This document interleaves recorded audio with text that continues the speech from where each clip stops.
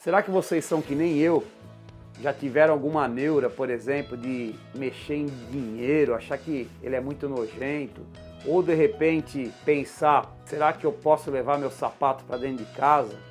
Ou até mesmo quando você fica mexendo toda hora no celular, parece que o celular está meio gosmento, assim, meio nojento, né? Será que faz sentido a gente ficar encanado com essas coisas?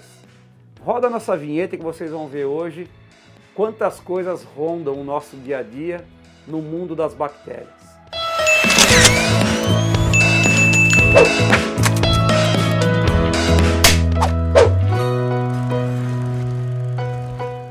No experimento de hoje, nossa ideia é fazer o quê? Pensar no nosso cotidiano e entender de que maneira as bactérias convivem conosco. Nós sabemos que existem superbactérias que infelizmente se instalam em ambientes hospitalares e às vezes uma pessoa que entra com um problema simples no hospital acaba não saindo vivo de lá por causa de alguma infecção bacteriana. Mas no nosso cotidiano, as coisas são mais comuns do que a gente imagina. Num momento como esse, crítico que nós estamos passando com a pandemia do coronavírus, que apesar de não ser uma bactéria, né, é um vírus, também está relacionado com o nosso dia a dia, o nosso cotidiano e os nossos hábitos e costumes, é importante vocês entenderem de que maneira as bactérias vivem no nosso dia a dia e onde elas podem ser encontradas e de que maneira nós precisamos nos proteger delas. Então o que nós vamos fazer hoje? Primeiro nós vamos ensinar vocês a desenvolver um meio de cultura. Esse meio de cultura vai ser feito com água, repolho e batata. Depois nós colocamos um pouquinho de sal e açúcar. O repolho é um indicador de pH e para isso eu peço a vocês que assistam um outro vídeo que nós temos no canal sobre a utilização do extrato de repolho como indicador de pH. Mas aqui então a intenção é que vocês identifiquem que tipo de alteração as bactérias podem fazer na placa, né? Outra coisa é a gente desenvolver um meio de cultura apropriado para que essas bactérias se desenvolvam e, por fim, coletar essas bactérias em diferentes ambientes. Por exemplo, num celular, que a gente manipula direto, na sola do nosso sapato. Quando a gente vem da rua para casa, a gente traz um monte de porcaria para casa. Até mesmo no nosso banheiro, que por mais que a gente higienize, a gente não tem ideia do quanto ele é contaminado. E também o dinheiro que a gente manipula diariamente e que tem sido cada vez menos usado e substituído por um cartão de crédito, um cartão por aproximação. Será que isso faz sentido? Faz sentido também, porque o dinheiro é extremamente contaminado. E aí nós vamos contaminar nossas placas, aguardar um período aí para ver o que acontece e verificar depois, através do desenvolvimento das bactérias, quais os cuidados que a gente tem que tomar. Então roda nosso vídeo aí, depois eu explico o que aconteceu no final. Para realizar nosso experimento de hoje, nós vamos precisar dos seguintes materiais. 800 ml de água, eu estou usando água mineral.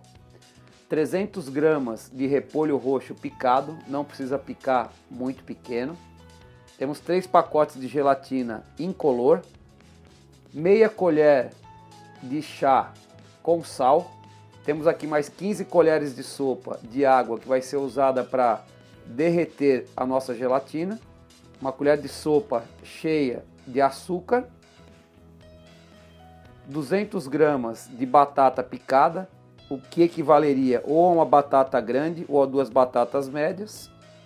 E uma panela.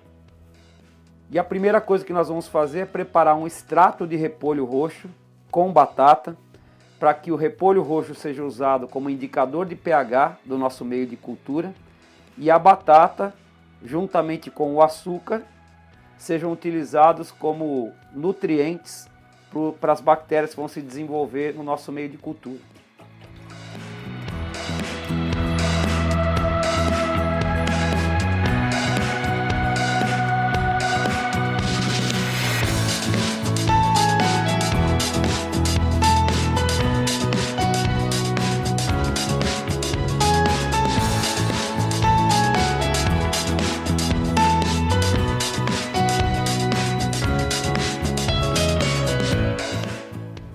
Agora é só acender o fogo, eu vou mexer um pouquinho, tampar e deixar por 20 minutos fervendo nesta panela.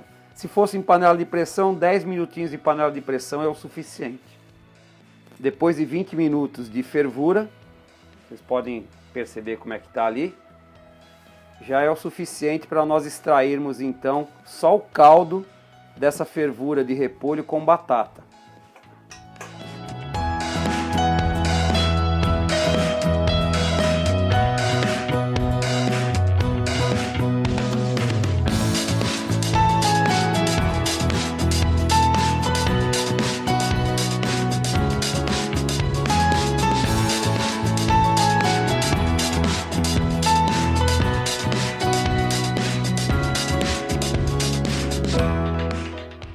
Vocês vão ver que vai dar aí perto de 800, 900 ml mais ou menos.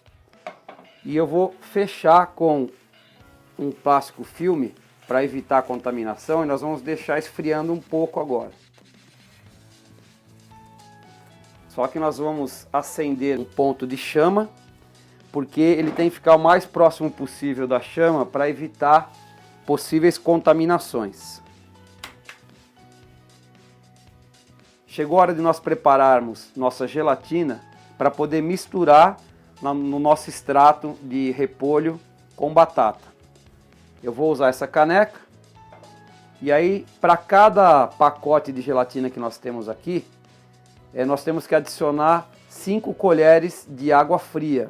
Então, como eu tenho 3 pacotes, eu tenho 15 colheres aqui de água fria. Eu usei água mineral também, que tem um pH conhecido. Tem que ser na água fria, tá? Senão ela não dilui.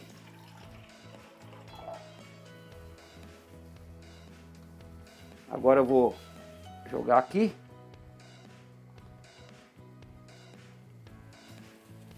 E eu vou só mexendo. Ela vai diluir. Ó, vocês podem ver como que ela fica. Ó. Tem que ser na água fria, senão ela empelota. E aí não dá certo.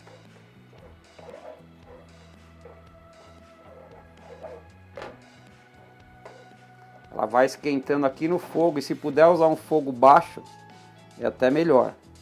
Vamos abaixar um pouquinho. Isso aqui que vai dar o aspecto de meio de cultura gelificado, tá? O processo de gelificação é dado por essa gelatina que nós vamos utilizar agora.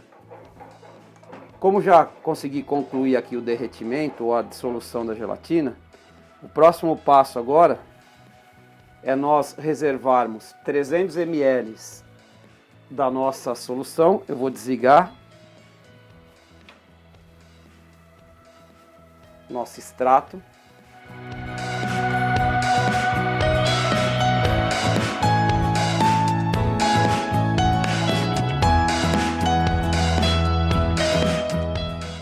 Olha a cor que ele ficou, que cor linda.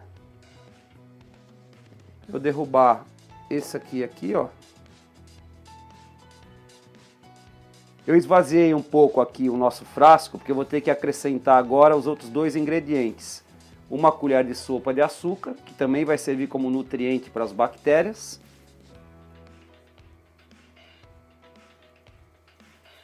Essa colher, na verdade, é a colher de chá, então meia colher de chá com sal, tá? Agora a gente mexe. E o nosso meio de cultura está pronto. O que a gente tem que fazer agora é fechá-lo com plástico aderente, aguardar ele esfriar um pouquinho e aí sim a gente vai passar para as placas.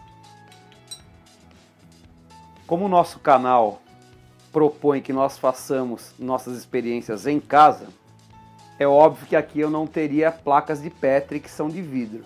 Então o que eu fiz? Eu improvisei com essas embalagens que eu comprei nessas lojas de variedades. A cada 3 embalagens dessa, eu paguei R$ 3,50 mais ou menos. Então sai pouquinho mais do que R$ 1 cada embalagem. Tem que ser tudo esterilizado.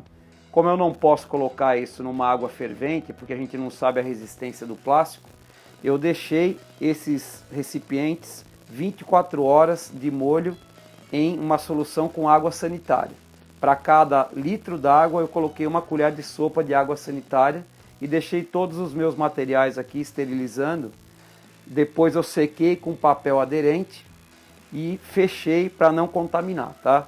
E agora qual que é a proposta? Nós trabalharmos próximo do fogo para que a gente consiga manter o mínimo de possibilidade possível de contaminação, porque eu não quero minha placa contaminada.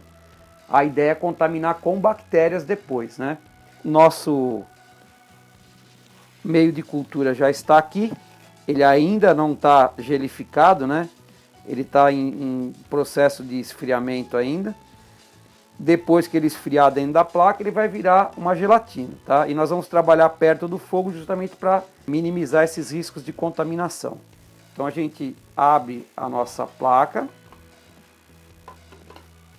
e nós vamos colocar mais ou menos uns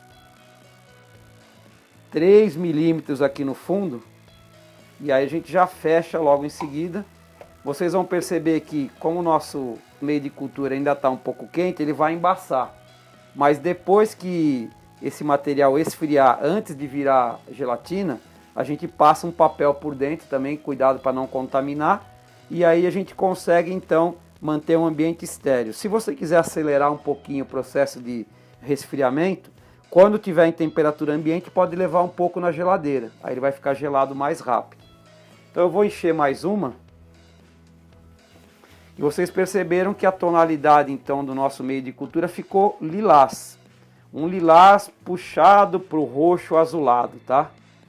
Então tá aqui, ó. E por que que nós usamos então o repolho? Essa cor aqui próxima do azul arroxeado se aproxima do pH neutro, que é o pH 7. Nós vamos mostrar uma escala de pH aqui e vamos ver se a partir do momento que a placa estiver contaminada, se a bactéria pode soltar alguma substância na placa e pode alterar a cor. Se alterar a cor é porque teve alteração no pH. E aí, dependendo da tonalidade da nova coloração, nós vamos poder indicar se aquele meio ficou mais ácido ou se ele ficou mais alcalino. Bom, eu tenho então meio de cultura suficiente para encher todas as placas. Eu vou encher todas e aí depois a gente parte para o encerramento aqui. Para a contaminação das placas gelificadas, molhe a ponta do cotonete em água fria e retire o excesso. Passe a ponta molhada do cotonete 5 a 6 vezes pelo vapor quente. Deixe a ponta esfriar um pouco e esfregue na superfície contaminada, no nosso caso, o celular. Abra a placa próximo à chama da vela para evitar contaminação.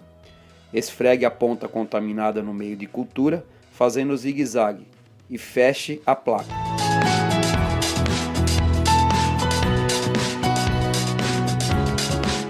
Para cada superfície contaminada, no nosso caso, as moedas e cédulas, depois a sola do calçado e por fim o vaso sanitário, repita o mesmo procedimento.